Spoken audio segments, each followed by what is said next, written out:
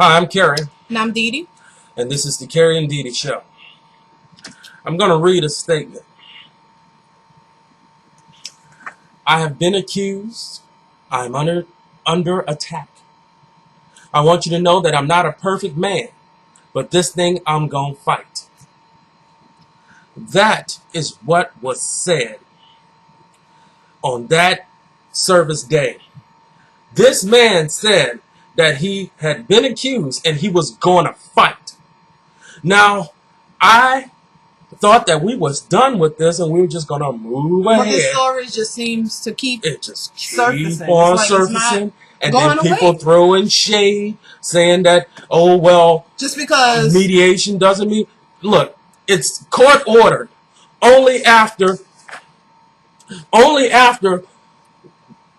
an attorney or two attorneys have decided to do it. Now, let's say one attorney said, oh, well, I don't want to do it, but the other one says, yes, I do. Then the court will order them to go into mediation. You don't go to court. We have lawyers. We have lawyers. You don't go to court. And as soon as you walk in there and the court says, this is going to mediation. Yeah, right. Your lawyer. Someone has to ask for it. Exactly. It's not like that at all. And I spend a lot of time researching and talking to my lawyer to find out just about mediation. The Eddie Long case? Well, basically, he realized that if there was some information. We don't know what the information is. We don't know exactly what surfaced between him and the boys, but that obviously was something that he didn't want to come out. Look, when you have evidence, like someone said, then you will fight. Right. But the person who has the money in this situation may not have any evidence to prove him not guilty of it.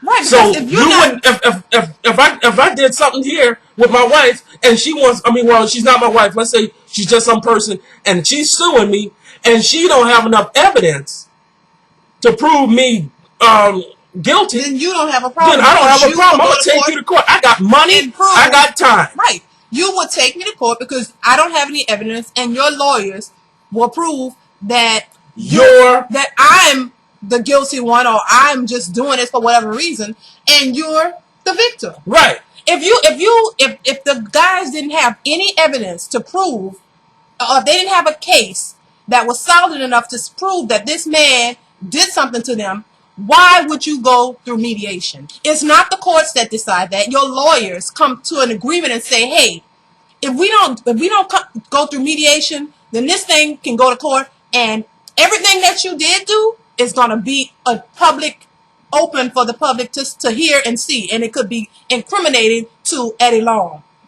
That's how I see it. Don't you agree? Yeah, I agree. Why would you?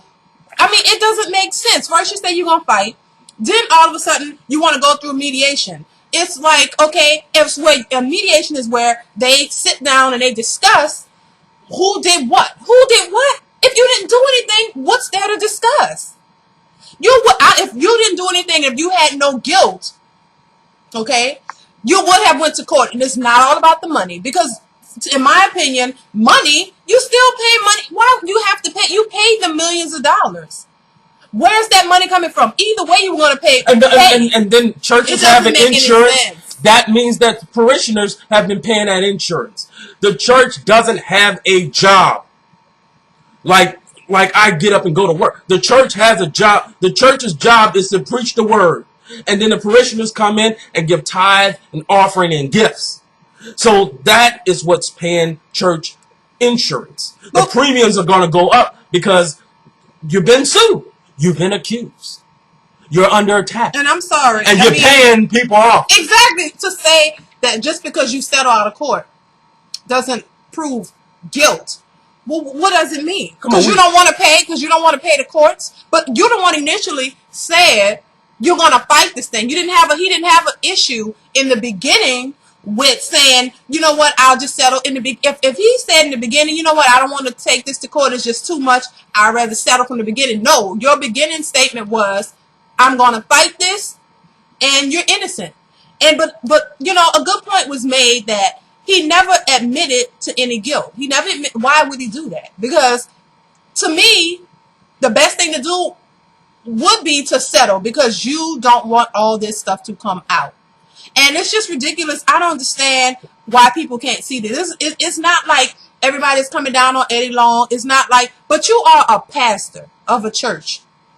First off, I feel like a pastor being accused of sexually assaulting boys is too much. It's too much. If he was really doing the right thing, he would have just said to himself, he would have came out and said, you know what? I did this. I'm sorry, to your congregation first, and said, I'm sorry. I'm guilty of this. I need to ask God for forgiveness, and I'm going to remove myself. To me, that would have been a more respectable thing to do. But this here is not right. It's not right. And it's not like, you know, everybody, like I said, is just coming down on this man and saying, oh, we just want him to be guilty. No. We're not stupid. I didn't even want him to just here to come up. People are not stupid. It's just like, and you hearing this over and over and over, it's like, wait a minute. So every pastor, because there's several that come out and either they were gay or you know, like I mean, I'm not dissing gay people, but I'm just saying, it's don't like, preach something that you're doing. Exactly. And that's the sad part. I mean, that is hypocritical. You're preaching one thing and you're doing something else. That's the problem. That's the problem. In the public documents, it stated that he did take them on trips and they did share rooms. You are rich. If you are a mess, I'm telling you. This is all. That's a mess. The other reason why you go into mediation is because it's complicated. Yes, it is. Why is it complicated? Because you were doing something. Yeah. Why are you in the room with them? If you got all this money, why are you in the room? You ride a Bentley. Yes, you own a Bentley. You have $1 million coming from your charity into your own salary. You're taking $1 million salary from a charity that you have. Come on, man, you got money. There's no need to be. I got sons now. Yeah, I see. My thing is to see. I think, and that's what I'm pissed off about, is because of course, I'm a real man. I'm handling my own business with my children. But the idea is that I look at my boys and I see that they're young and they're impressionable. Yes, they are. And look, and let me make this point too. We was a part of a big church, okay? And I, for a fact, know that the majority of the members in these churches are poor people, okay? Poor. And these people look up to the pastors. They idolize the pastors' families, their children, their wives. They idolize these people. They look at these people as if they're some type of God and they can't do any wrong. But that's not true. And it's almost as if they're like, I don't know, like they look at these people as inspiration, and they feel like, you know, this is my hope. I can come here and I can give my money, and God is gonna make a way for me and give me a life like the pastor. And it never happens. It never happens. And it's really, you know, I didn't want to talk about this, but it's a sad situation. To me, I've always felt like, well, not always, because at one point I didn't realize it. But once you realize these things, you have to say something about it. It's like, you see this, the pastors get rich off these people. These people be in these churches and they barely making any money, and they're coming there and they're giving a little out of the little that they do have for a hoping that God is going to make a way. That they teach you to give your money and then you trust God. But they're banking on your money for them to do what they need to do. And when you ride in a Bentley and you have a house, it's you and your wife, your kids are grown, and you live in 30,000 square feet. If you worked a job and you had some kind of thing going where you just made money, you can do whatever you want. But when you're a pastor and you live in 30,000 square feet home and you got Bentleys, jets, and the people who are and tailor-made clothes, and the people that Bentley alone could pay a whole handful of people's rent. That Bentley, the jet, oh, come on, man, this is too much. It is. This is too much. On top of that, people are poor. And then you talking about gay is wrong, and they said, them boys said that y'all had a ceremony and exchanged rings. No, there wouldn't be any evidence because they thought they was married to you. They wouldn't have any evidence because who's going to take a picture of something that I think is pure and right? So, no, there ain't going to be no evidence. There ain't going to be no, oh, I got a picture of him screwing me. Because we screwing each other. Because you done fucked my mind up. Yes. And then you talking about gay people. You should have been in there saying, give gay people a chance. But no, not you. No. And then you're too fucking cocky to come out and say, look, I did this or something happened.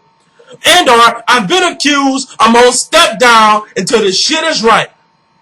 And the sad part about it is, we was watching something with Creflo Dollar using people, mind tricking people to make them think that it's wrong for you to leave this motherfucker who done screwed them.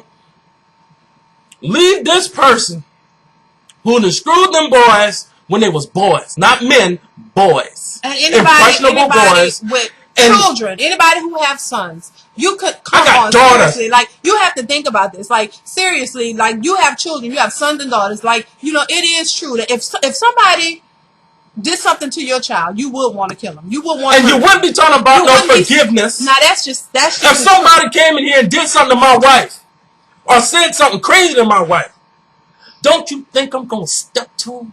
Don't you think that there's gonna be some issues and some repercussions? But just keep it real. There's gonna be something. You don't go back to the church and this man did this to. When is he gonna do it to someone else? Right. Exactly. When is someone else gonna come out? Exactly. See, that's my thing. You know, once you get away with it, you think that you can get away with it, or you have because you have been getting away with it. And the other thing is this: we got to know this as poor people, because if you ain't got no Bentley, you're poor. Okay, let's keep it real. He got a Bentley, he ain't poor. These people know procedure. See, we be going off of what's right and wrong.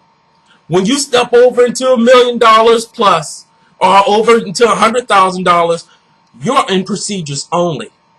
Life ain't a game. It's a procedure. This man worked the procedure well enough to walk away damn near unscathed. And know what the sad part about it is? We're so gullible as people that we'll just, you know what, the boys was lying. They wasn't telling the truth. You know what, the bishop didn't do that. So, okay, it's easier to assume easier to assume that the pastor is innocent. But why is it not as easy to assume that the boys are telling the truth when we haven't heard much from either side?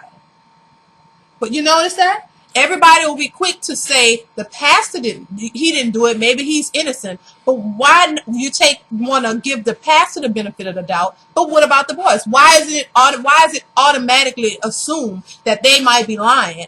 Why aren't they given the benefit of the doubt? Where you can say, hey, I didn't hear their sides. Let me hear what they have to say. You know why? Because they're not the popular ones. They're not the one that people are worshiping. No. Exactly. So you automatically would have. And I mean, this isn't my first time hearing stuff like this.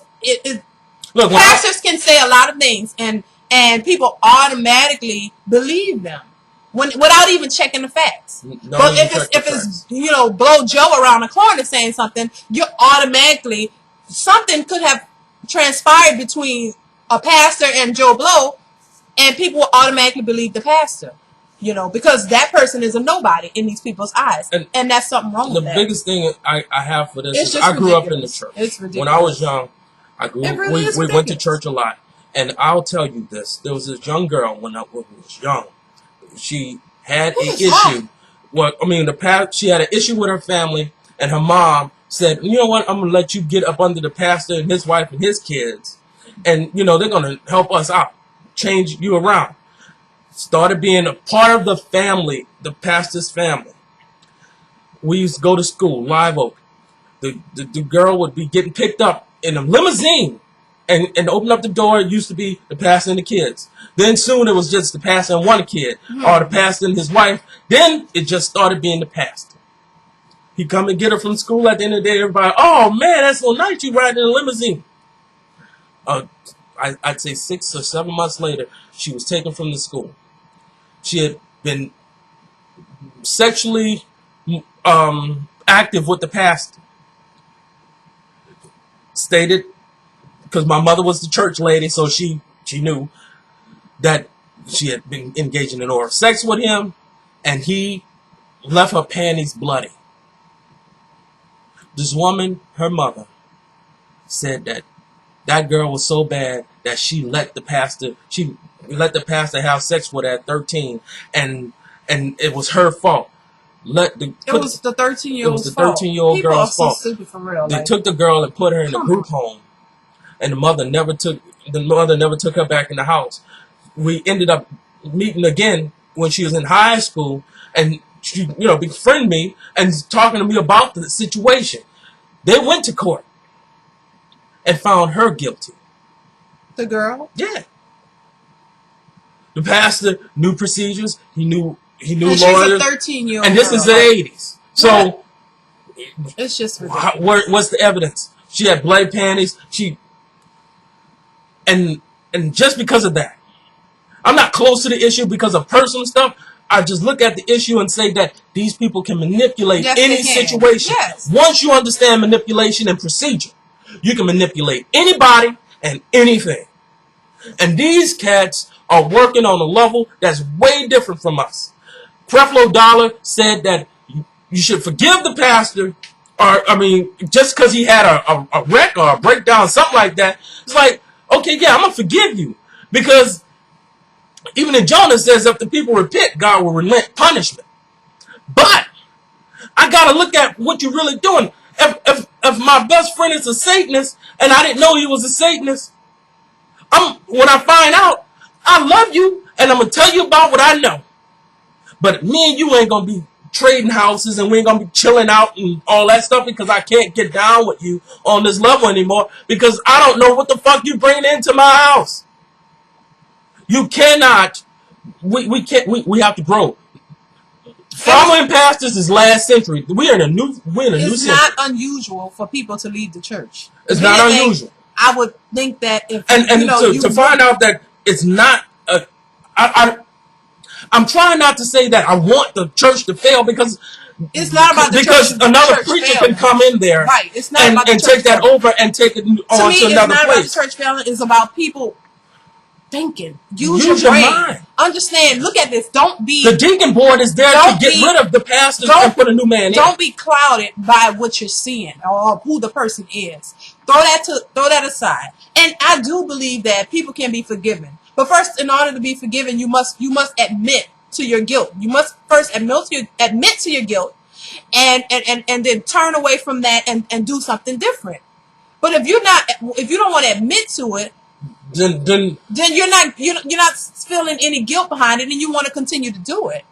It's not about the church failing. It's about the people in the church not being brainwashed and open and look at it for what it really is, and don't just say because you idolizing this person that they couldn't do something like this. They're human. You're human. You are capable of doing things. It's just that it's to me, I think to a lot of people, it's shocking and it's disappointing because people come to church looking for hope. They're hoping for something better. Most of the people in church having a hard time paying their bills, living, having a good life. And when you go and you see this pastor and his family, it's hope for you that God can make a way for you. Why do you think people give their tithes?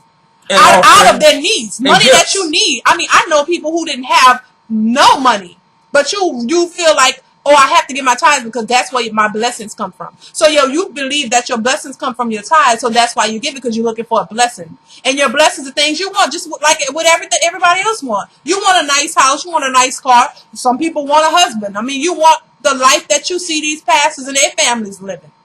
But what happens? Year after year pass, and you don't get that life. Because you're thinking that because you're coming to church every week and giving your tithes, this is going to be the opening door to your blessings. Faith and no works. But you're not taught that you have to go out and find your own way. You have to go find a way but to me, I feel like if you start realizing what it really is, and you get up and you start finding ways of making a better life for yourself, then you won't really have time to go to church a whole lot.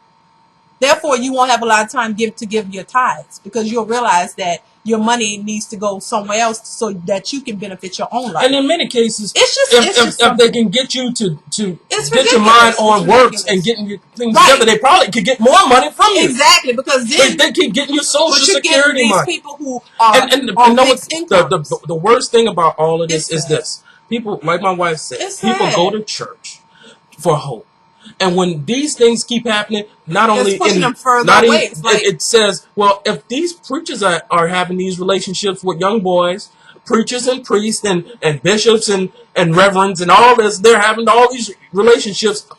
They're doing what they tell us not to do. Well, maybe there's nothing wrong with what we're doing. Right. It's a bad because if they're still doing it, you're sending out bad signals, and that's why young kids don't even go to church. They feel like you can't get a young kid to say I even read the Bible. They automatically look at what's going on. So they feel like the report is coming in. The report is coming in, and that's why they watch BET, and that's why they do as thou wilt shall be the whole of the law. They do what they want. Because they see that, this don't even work for them. It don't even work for him, and he got a Bentley. So why am I going to do this? I'm going to do what I want to do. Look, every time somebody say, I'm going to do what I want, it don't never mean I'm going to be good to people, I'm going to be nice to people. It means I'm going to have all the sex, I'm going to have all the money, I'm going to shoot and kill whoever I want. We are screwing these kids up with these ministers. All this stuff is so last century. We need to get into the new mindset and understand that godly principles and purposes should be first and foremost done by the person who's telling you. Exactly. I just feel like I should be able to give reverence to you. That's what you're reverent for. Reverence to you because you are doing this. If you want to be, if you feel that, or you say that God called you to preach the word, and you got to get the word out here, you want to help people, because that's what I've heard. I'm doing the will of God, and I'm out here to give this message to the masses, and I want these people to follow what I'm saying, because I want them to get it. I want them to do what God is saying, but then you're not doing it. It's not the fact, because then they'll say, "Oh, pastors are human; they're not perfect." We know you're not perfect, but why? But then you kind of portray yourself as being perfect by telling people how they should live when you know you're not doing it. Mm-hmm. Why would you want to? I couldn't, in good conscience, preach to someone else, and then in the back of my mind, I know that I'm not doing what I'm telling these people. I couldn't do it. I couldn't do it. That's what a hypocrite is all about. Look, you can preach. That I'm not perfect thing, that's me driving on the street. The street says I go this way. It's one way, I'm going this way. And I'm teaching my son how to drive. And you know what? I turn around and say, you know what? I think I want to go back to the house. Instead of me going on the other block and going around, I just turn around on that one-way street going the opposite direction from the way that I should be going. I get in an accident. And I just tell the police, oh, I'm not a perfect man. Yeah, but that doesn't. I know the fucking rules. Right. Right. I'm not a perfect man.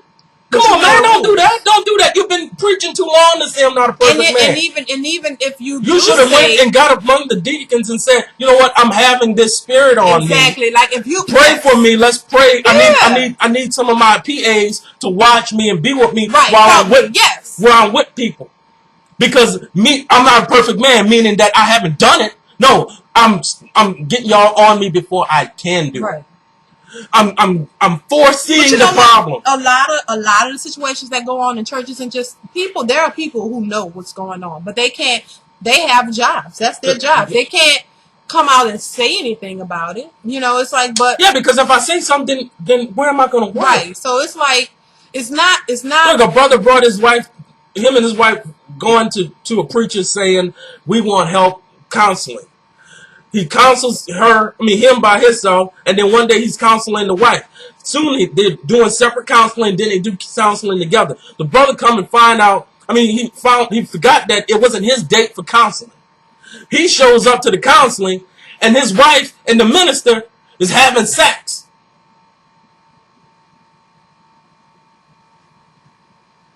This is what's going on. I'm not a perfect man, don't work. You know not to be around that woman, but you're taking advantage of it because you're the one she's talking to now. Right. It's just a hot mess, child. And But didn't isn't it a fact that they're asking the members for more money? Yeah, I saw that well, too. So what is the money for? It's $1,000 per upwards of $1,000 per member that can do it, I guess, to expand the church to Denver. We have an issue right here. You want to expand the church to Denver? Let's be completely honest. The premiums have gone up on the insurance, and we need to pay for that. Because if you cut your church down to 4-day weeks, less hours, how in what world do you want to expand? Your business, you have a business degree. What kind of business acumen is that? You don't expand further when you have an issue right here and the economy's bad, but you're expanding out further. No, we can't expand to Denver. Right, just put it on hold. And then Bernice King, Dr. Martin Luther King's daughter, has stepped down from the church. Oh, she was a member of that church? Yeah, she was on the board, and she stepped down from that church. I don't know how many other people have stepped down, because we're not from Atlanta, but we do have family in Atlanta, so we are in touch, but we're not there to say how many people have left. I'm just looking at the thing with Creflo Dollar saying that the members who had changed over to his church were coming from Eddie Long's church, and he was saying that you should go back or whatever. Look, let people make their own minds up. Yes, that's the whole thing. People need to make their own minds up and stop letting people decide for you. The Bible is sold on in every Walmart, in every Target. The Bible is sold everywhere. You can get it free on the internet. You can read the Bible from Genesis to Revelations. Get a good understanding. I'm not telling you interpret. I'm telling you read the words that are there. Get a good understanding of the words that are there. Then go to church. See, because if you can quote, then you can think for yourself. But when you're going in and you're just using the hot scriptures, the top 20, then you're not thinking for yourself. You're just using what's there. You're not even reading the whole chapter, all the verses. You're just taking what they're giving. But you know what? We had to come, and because it's like every day we're hearing some more stuff about this case, and it's like I thought once he had settled, maybe it would have just went away. But it's not going away just yet. It's not going away in a good way. No, it's like, come on. People are trying to hoodwink. I just, if this was just some regular guy who wasn't as popular as Eddie Long, people would be saying, oh, those, really just saying, oh, those boys just, I don't know. It's just, or maybe he wouldn't have probably went to court and probably been accused for it. Mm-hmm. It's ridiculous. It's sad. It's sad. When I'm thinking of this, I'm thinking from a parent's perspective, a mother. I have children. I would want to send my kids to church thinking that they're going to a safe place, because church should be a place. It shouldn't be this. I mean, there's nowhere to go. You try to protect your kids from the streets and the worldly things or people doing crazy stuff, but now, and you go to church thinking, oh, this is, at least we have this to depend on. Now you can't even trust that. You can't trust that. And if I did have trust in that, and I sent my family there, and something like this happened, oh my gosh, those boys, I'm sure they have mothers. They have fathers somewhere. Think about that side of it. How those people feel, and don't just throw their situation out and just assume that they just want money. None of us heard both sides. Yeah, so and the hardest thing for a grown man to do is to look over into a camera. That young man, 2 of them did it. Look over into a camera. This is my face, and this was what was done to me. No man wants that. And this ain't a gay man and straight man thing. No man wants that. To say that somebody took that kind of advantage of me. And he said it. He was there. He said he had to take baths to get the scent of the man off of him. That doesn't sound like a man who just saying that because I want some money. And then none of them knew each other. They all thought they was married. And really, to me, just the part that sticks with me is the fact that he was taking these boys on these trips, and you stayed in the hotel rooms with them, and you're buying them things. Like, what is all that for? Why are you doing that? Seriously. A grown man is not going to just take somebody else's child. And just, even if y'all did go on a trip together. I've been on church trips. Okay. I'm sure, I mean, why would if I had a room with the pastor, then automatically people would be like, come on, because I'm a female. That's something going on. But these boys were young boys, so people feel like he's like a mentor to these boys. So it's okay, and then you're the pastor. We trust you. We trust our kids. It's with the pastor, but you can't even trust that. It's just ridiculous. I don't know what to say about the rest of this. And then people keep going to church, and I could not. And he ain't stepped down. He's being very arrogant and cocky about it, not stepping down, not even mentioning about what happened. And then the fact that you have to pay these boys, these men, all this money. We don't know how much exactly, and not even addressing that this money is coming from the church. You depend on your church members to constantly fund everything. Like, you don't see that there's something wrong with that? I personally feel like if you decide that you want a church, I think you should have your money for your church. I really do. I think that you should work hard, just like anybody else who want to have a business. Pay for your church. Pay for your church. Don't depend on the members to fund your church because they want to come there and worship. You want a church. Don't you expect members to come and worship? So why do you expect them to pay for a church that you decide to get? This is some sad. If I want a house, can I go depend on somebody else to pay for my house? I want a house, so that means I have to pay for it. Gotta get up and work. That's just my opinion, and people, it's not to go too deep into this, but it's ridiculous, and it's just a hot mess, baby. And I don't know what else to say about it, but it's just, we have to come back because it's just ridiculous. The more you hear about this, is like you gotta be kind of, foolish in a way to not look at this and at least think like, hold up, there's something shady about this. Instead of just, fool me once, shame on you. Yeah, it's just a mess. Like, how fool many me times twice, shame on do you need somebody to keep coming out with all these types of things to realize, wait a minute, something's wrong here. So that's basically what we came to say. Y'all have a good one. Child, peace, because it's just too much. I can't do it. I can't take it. It's no more. I ain't got no more to say. No more. Y'all have a good one.